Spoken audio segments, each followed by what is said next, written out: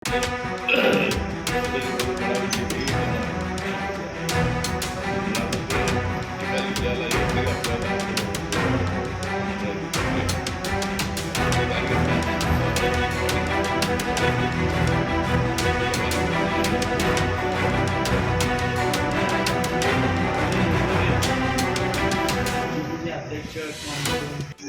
जागा आहे तिथं महिला उभं राहू शकते, म्हणजे उभा राहायला पाहिजे नाही.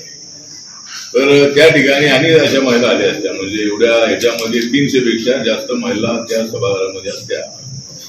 एक त्यांनी मुद्दाम अन्याय केलेला आहे, त्यांनी मोठं पाप केलेलं आहे. आणि याचं कारण आम्हाला असं दिसतंय की हे बिल पास झालं तर नरेंद्र मोदींच्या सरकारला किंवा त्यांच्या इंडियाला मोठा फायदा होईल, म्हणून ते बिल फेल करणं आवश्यक आहे. निमित्त डिलिमिटेशन केलं आणि हे का डिलिमिटेशन आणलेलं आहे. आता मतदारसंघ कुठे करून सगळ्यांना संधी देण्यासाठी ते आवश्यक होतं. मला असं वाटतं की आता 2029 मध्ये आरक्षण देण्यामध्ये अडचण झालेली आहे, कारण आम्हाला 298 मध्ये मिळाली आणि 2/3 मेजॉरिटीसाठी 54 मध्ये या ठिकाणी निवडली आम्हाला. विरोधकांना 230 मध्ये मिळाली.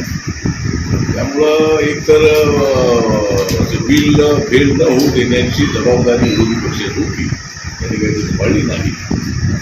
त्यामुळं ठीक आहे. तर आता एकतर या 5 राज्याच्या निवडणुका ज्या होतात त्याच्यामध्ये वेस्ट बेंगॉलमध्ये भाजपला प्रचंड यश मिळण्याची शक्यता आहे आणि तिथं 294 जागा आहे. त्या 294 जागांमध्ये 200 पेक्षा जास्त जागा बीजेपीच्या निवडून येण्याची शक्यता आहे.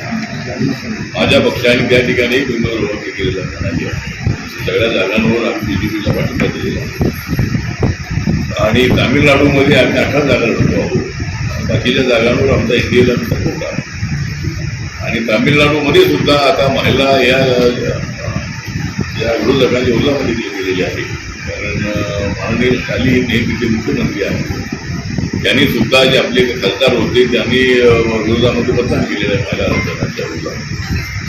त्यामुळं महिलांनी सुद्धा या ठिकाणी डिव्हिजन झालेल्या त्या निवडणुकीमध्ये त्यांच्या विरोधामध्ये मोठ्या प्रमाणात मतदान केलं असण्याची शक्यता आहे.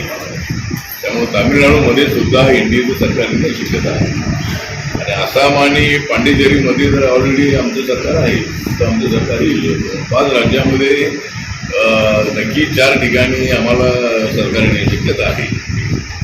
केरळमध्ये सुद्धा त्या ठिकाणी एकदा एलडीए पण एकदा UDF अशा पद्धतीने सरकार येतं. तर यावेळेला सत्ता बदलाचा विचार जर विद्यार्थी केला तर केरळमध्ये सुद्धा सरकार येऊ शकतं. आणि तामिळनाडूमध्ये विजय नावाचे जे फिल्म ॲक्टर आहे त्यांनी सुद्धा सगळ्या जागा व्यक्त केलेल्या आहेत. त्यामुळं त्या ठिकाणी सुद्धा आम्हाला चांगला फायदा होऊ शकेल.